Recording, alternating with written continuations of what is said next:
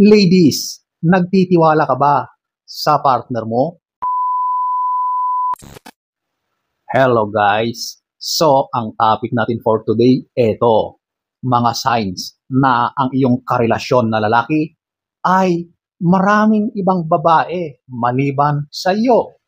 So, kung nakaka-relate ka, panoorin mo ito.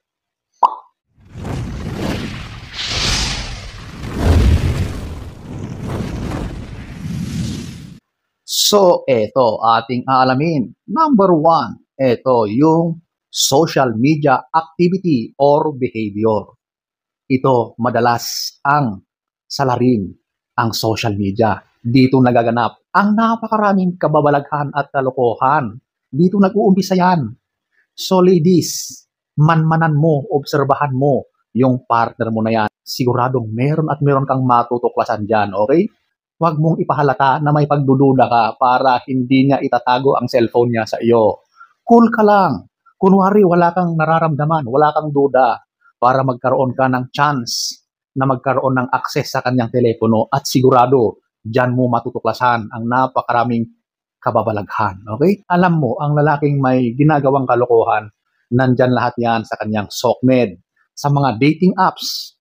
Karamihan yan, puro babae. Hindi magbababad ang isang lalaki sa social media kung walang babae dyan. Wala siyang napapala. Okay? So ladies, yan ang isang sign na maraming babae yan. Number 1. Number 2, ito yung changes in S behavior. Since magkarelasyon kayo, alam mo na ang galawan niya pagdating sa S. So kapag napansin mo na may mga pagbabago dyan, at ang mga pagbabago na ito ay very significant. Yung tila magugulat ka kasi kakaiba na ang mga ginagawa niya sa iyo. Okay? Maaring yung mga pagbabago na ito ay negative or positive. Yung negative, wala na siyang gana or ayaw na niyang tumabi sa iyo. Umiiwas siya na darating kayo sa punto na hahantong kayo sa S. Ang positive naman, ito yung nakikipag-S pa rin siya sa iyo pero iba na yung kanyang mga moves. Masyado na siyang naging magaling. Ang dami-dami na niyang alam. At kung ano-ano ang ina-apply niya sa iyo. Ang mga yan, natutunan niya lahat yan sa labas, doon sa kanyang mga kalukadidang. At yan naman ay ina-apply or ginagawa niya sa iyo. Yung mga ganyang signs ay obvious na marami siyang ibang ka-encounter sa labas maliban sa iyo. So ayan po ang number 2. Number 3, ito yung unexplained absences. So, ito yung mga absence or pagliban sa trabaho or absence siya physically sa iyo. Okay? Dati, walang mga ganyan. So, ngayon, bigla mo nang napansin na parang may mga nagbabago. Di ba? Dati, maaga siyang umuwi or saktuhan lang yung oras ng kanyang pag-alis or pagpunta sa trabaho. Pero ngayon, maaga siyang pumapasok. Late na siyang umuwi. Minsan, hindi siya nagpapaalam. Bigla na lang siyang umaalis. At kapag hinahanap mo siya, hindi mo na siya mahagilap. Kapag ang partner mo ay hindi na nagsasabi sa iyo kung saan na siya pumupunta, sigurado na meron na yang itinatago sa iyo. Ayaw niyang sabihin, ayaw niyang malaman mo.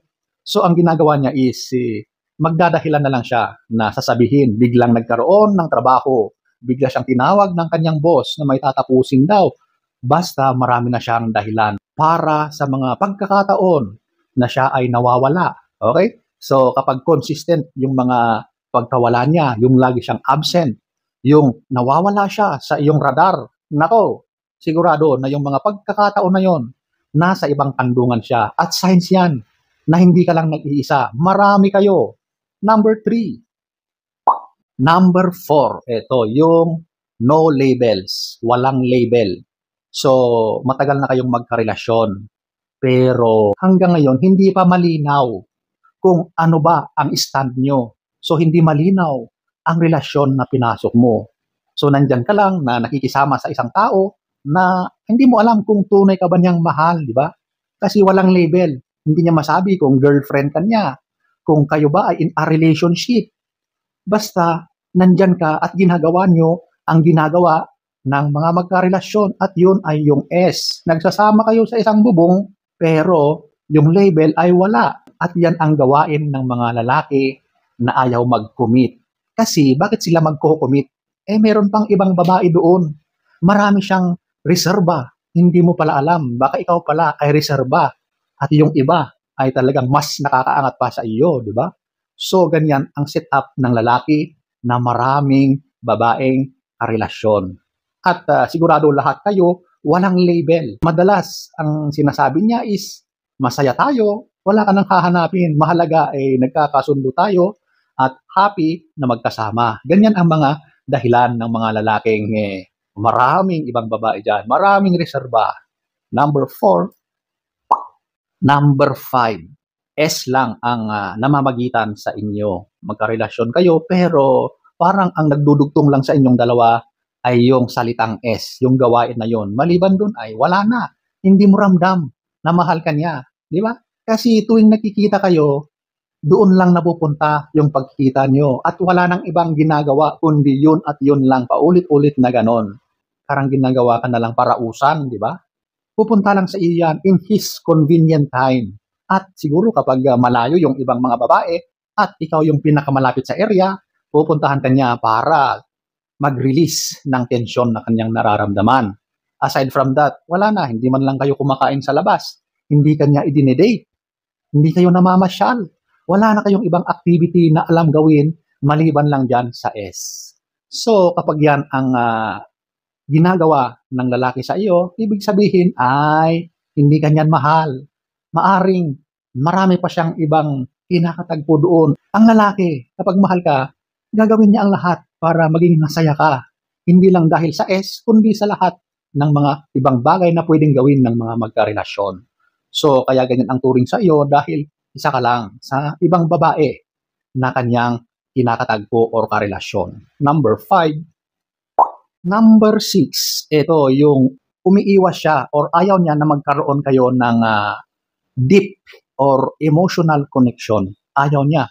Kapag napag-uusapan na yung mga tungkol sa feelings ninyo, sa mga pagmamahal at related sa emotions ninyo, umiiwas siya. Ayaw niyang pag-usapan ang mga bagay na yon. Hanggang doon lang talaga. Hanggang sa S lang talaga ang gusto niyang namamagitan sa inyong dalawa. Maliban doon ay wala na. So, mapapansin mo kapag ayaw niya ng mga intimate na moments na kayo ay nagiging sweet, na kayo ay mas nagpapahiwatig ng inyong mga love feelings, mga emotions ninyo, ayaw niya ng ganun. Kasi napakarami pa siyang ibang babae na pagpipilian at maaring hindi ikaw yun. Kasi nga, sa dami ng babae na kanyang karelasyon, hindi na niya alam ang essence, ang totoong ibig sabihin ng love. Kumbaga, nakikipagrelasyon lang siya para lang sa kanyang sariling kapakanan, sariling kaligayahan. At karamihan yan ay nag-e-evolve o nagre-revolve sa S. Number 6. Number 7, ito yung history of infidelity. So, may kasabihan, di ba, na history repeats itself. So, napakaraming kasabihan tungkol sa mga ganyan. Cheating, infidelity na yan. Yung sinasabi ng iba na it is a choice. Ang sinasabi naman ng iba ay kapag nagtaksil na daw yan, paulit-ulit na lang yan. Kapag nasanay kasi ang isang tao sa ganyang gawain, mahirap tanggalin sa katawan yan. Siguro, for some time, maglalaylo yan. Pero kapag na-trigger ulit, yung pakiramdam na yon, maghahanap ulit at maghahanap yan ng iba. Kapag meron na yung history ng mga ganyang gawain, magiging paulit-ulit na lang yan in the future. At hindi mo alam kung ikaw lang ba or marami kayo. Pero mas madalas ay marami talaga kayo dyan. Number 7. So, ayan po ang iilan sa mga signs na ang karelasyon mong lalaki ay marami pang ibang babae doon sa labas. So, sana ay nagustuhan nyo ang ating topic for today. Next story time. Don't forget to subscribe.